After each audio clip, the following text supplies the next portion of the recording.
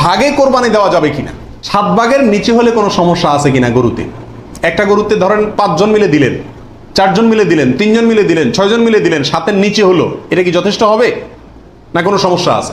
পরিবারের সব সদস্য বা একাধিক সদস্য যদি সামর্থ্যবান হয় তাহলে সবাই দিবে, নাকি গোটা পরিবারের পক্ষ থেকে একজন দিলেই চলবে? নারী বুড়ি এটা অনেক সময় নিজেরা সাফ করতে কষ্ট হয় বা পারে না, তখন কাউকে দিয়ে সাফ করায়, সাফ করানোর পরে বলে সাফ করে দিবা, তুমি অর্ধেক নিবা, আমাদেরকে অর্ধেক দিবা। তাকে নারী বুড়ির অংশ দিলেন অথবা পশুর গোশতের অংশ দিলেন, এটা জায়েজ আছে।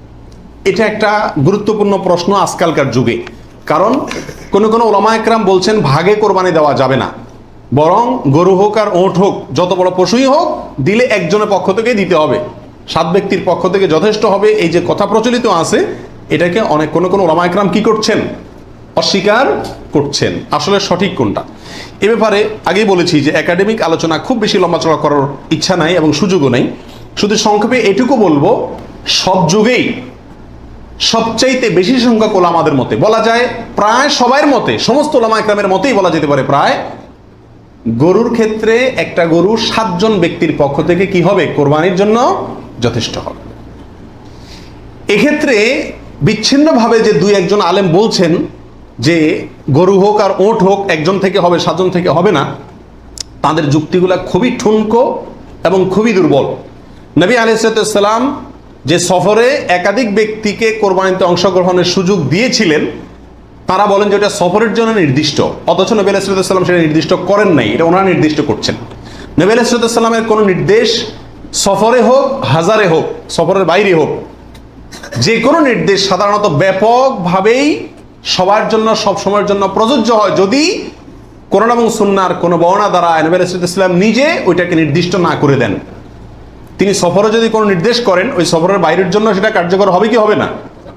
যদি কেউ সফরের জন্য নির্দিষ্ট করতে চায় তাহলে তার জন্য পৃথক দলিলের প্রয়োজন।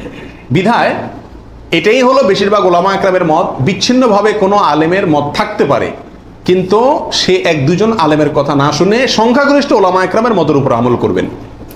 গরুর ক্ষেত্রে 7 জনের পক্ষ থেকে যথেষ্ট হবে। তবে একটা কথা এখানে বলতেই হবে, সেটা হলো উত্তম হলো একাকি দেওয়া, ভাগে না দিয়ে কিকে দেওয়া, একাকি দেওয়া। এক্ষেত্রে কারোর কোনো দ্বিমত নাই, একাকি দিতে পারলে সেটা সবচেয়ে বেস্ট এবং ভালো। 7 ভাগের নিচে হলে কোনো সমস্যা আছে কিনা গরুতে। একটা গরুতে ধরেন 5 জন মিলে দিলেন, 4 জন মিলে দিলেন, 3 জন মিলে দিলেন, 6 জন মিলে দিলেন, 7-এর নিচে হলো, এটা কি যথেষ্ট হবে না কোনো সমস্যা আছে? এর উত্তর হলো কোনো সমস্যা নাই। আমাদের দেশে অনেকে মনে করেন যে গরু দিলে 7 পুরা করতে হবে, এই জন্য যখন 7-এর সংখ্যা না পায় তখন এবার খুঁজে খুঁজে অনেক মৃত মানুষকেও যোগ করে, যেভাবে হোক কি করতে হবে, 7 পুরা করতে হবে। বিষয়টা এরকম না। কোরবানির গরুতে সর্বোচ্চ 7 পর্যন্ত দেওয়া যায়, 3 জন, 2 জন, 7 জন, 5 জন, 6 জন, যে কোনো সংখ্যায় 7-এর নিচে থাকলেই কোরবানি দেওয়া যাবে। এরপরে আসেন 20 নম্বর প্রশ্ন হলো, অমুকের নামে কোরবানি দেওয়া, তমুকের নামে কোরবানি দেওয়া, 7 নামে, 3 নামে, 5 নামে, এরকম একটা কথা সমাজে প্রচলিত আছে। এই কথাটা বলাটা সঠিক কিনা? এর উত্তর হলো না, এটা সঠিক না, এই কথাটা ভুল। কিন্তু এই ভুলটা এমন ভুল না যে ভুলের কারণে বড় ধরনের গুনাহ হয়ে যাবে, কারণ এটা বলার ভুল, এভাবে বলাটা উচিত না। কারণ কোরবানি হবে মূলত আল্লাহ সুবহানাহু ওয়া তাআলার নামে, অতএব 5 নামে, 4 নামে, 3 নামে, 7 নামে কোরবানি হয় না। নাম শুধু একটাতেই হয়, সেটা হলো বিসমিল্লাহ, আল্লাহর নামে, ঠিক না ঠিক? অতএব এই কথাটা বলার ভুল। এখানে বলতে হবে 7 জনের পক্ষ থেকে, 3 জনের পক্ষ থেকে, বা 3 শরিক, 5 শরিক, 5 শেয়ার, 5 ভাগ, এভাবে বলা যেতে পারে। কিন্তু বা অমুকের পক্ষ থেকে, তমুকের পক্ষ থেকে, এভাবে বলা যেতে পারে, কিন্তু অমুকের নামে, তমুকের নামে এভাবে বলাটা উচিত নয়। যদি এখানে কেউ এই উদ্দেশ্যে বলে না যে আল্লাহর সাথে শরিক করে 3 জনের নামে দিচ্ছি, এরকম কেউ উদ্দেশ্য নেয় না, সেজন্য এটা কি হবে না, শিরকে পৌঁছাবে না। তারপর এভাবে না বলাই উচিত এবং উত্তম, নিরাপদ। পরিবারের সব সদস্য বা একাধিক সদস্য যদি সামর্থ্যবান হয় তাহলে সবাই দিবে, নাকি গোটা পরিবারের পক্ষ থেকে একজন দিলেই চলবে?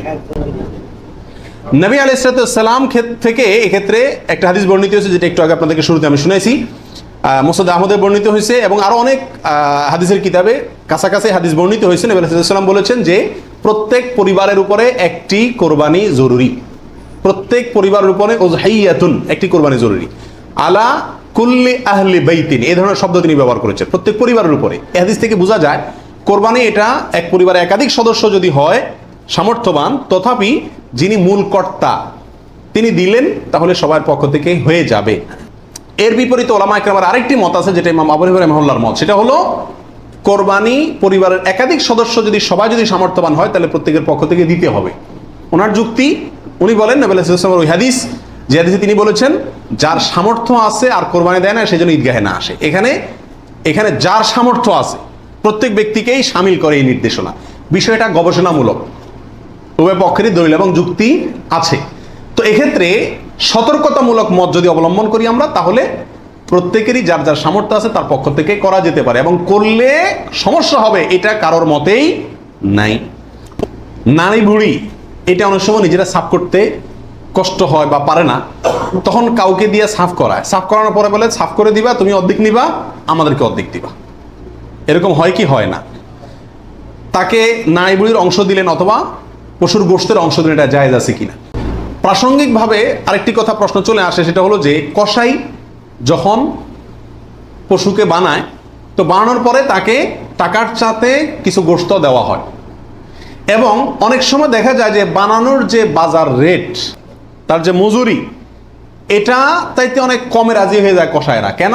কারণ তারা জানে গোশত 5 কেজি দিলেই তো 2-2.5 টাকা এসে গেল, অতএব এক্ষেত্রে যদি আমাকে টাকা একটু কমও দেয় অসুবিধা নাই। এই ভুলটা ঘরে ঘরে হয়ে থাকে। কোরবানির পশু যারা বানায় সে কসাইদেরকে গোশত দেয় না, এমন মানুষ সারা বাংলাদেশে খুঁজে কয়জন পাওয়া যাবে আমার সন্দেহ আছে। কোরবানির মধ্যে সবচেয়ে বড় দাগের ভুলগুলোর ভিতরে এটা অন্যতম। এভাবে যদি কেউ করে তাহলে এটা বড় ধরনের ভুল। কোরবানি হওয়া না হওয়া নিয়ে টান দিবে। নবী আলাইহিস সালাম পরিষ্কার ভাষায় বলেছেন যে তোমরা কসাইকে, জাজ্জারকে কোরবানির পশুর কোনো কিছু দিবা না, তাকে আলাদা টাকা দিবা, তার মজুরি যেটা সেটা দিবা। কেন তাকে পশুর কিছু দেওয়া যাবে না? এই জন্য দেওয়া যাবে না যে এই পশুটা আপনি জবাই করছেন কার জন্য? আল্লাহর জন্য। এটার মালিক কে? মূলত আল্লাহ। যেহেতু আল্লাহ খায়ও না পরেও না, আল্লাহর জন্য কিছু দিলে আল্লাহ বলেন আমার পক্ষ থেকে গরিবকে দিও, এটা হলো আল্লাহ সিস্টেম। কিন্তু কোরবানির ক্ষেত্রে শুধু ব্যতিক্রম, আল্লাহ বলেছেন ঠিক আছে আমার জন্য দিছ, সবকিছুই গরিবকে দিতে বলি, এটা তোমার খাইতে দিলাম আমি। আল্লাহ আমাকে কি করছেন? খাওয়ার সুযোগ দিছেন। এখন আমি যদি এটা বিক্রি করি বা কোনো কিছুর বিনিময়ে কাউকে দেই, তাহলে সেটা কি হবে না? জায়েজ হবে না। কোরবানির পশুর গোশত যদি আপনি জাজ্জারকে দেন, কসাইকে দেন, তাহলে কেমন জন্য আপনি তার পরিশ্রমের বিনিময়ে তাকে এই অংশটা তাকে বিনিময় হিসাবে দিলেন, পারিশ্রমিক হিসাবে দিলেন, তাহলে বিক্রি করার মতো হয়ে গেল। এই জন্য কি হবে না? এটা জায়েজ হবে না। কসাইকে শুরুতে সাপ বলে দিতে হবে যে ভাই গোশত পাবা না, কত টাকা নিবা সাপ বলো, তুমি সে আশা করে বসে থাকিও না, 2 টাকা বেশি নাও, কিন্তু আমি তোমাকে গোশত টোস্ত বা কোনো কিছুই দেবো না। তবে হ্যাঁ, কসাই যদি আপনার প্রতিবেশী হয়, আপনার আত্মীয় হয়, অথবা অন্য গরিব মানুষ হয়, অন্য 10 জন গরিবকে যে পরিমাণ দিতেন তাকেও সে পরিমাণ দেন, তাহলে সমস্যা নেই, ওটা ঠিক আছে। কিন্তু অন্য গরিবদেরকে দেন আধা কেজি করে, তারা দেন 5 কেজি, সমস্যা আছে। কারণ 4.5 কেজি আপনি কেন দিলেন? তাকে কাটছে সেজন্য, এটা বিনিময় হয়ে যাচ্ছে, এই জন্য এটা করা যাবে না। অতএব নারী বুড়িও যদি কেউ সাফ করে, তাকেও কি দেওয়া যাবে না? ওই নারী বুড়ির সাফের বিনিময়ে নারী বুড়ির অর্ধেক বা গরুর কোনো অংশ তাকে দেওয়া যাবে না। সাফ করলে সাফের বিনিময়ে তাকে ক্যাশ টাকা দিয়ে দিবেন। কথা বুঝতে পারছি?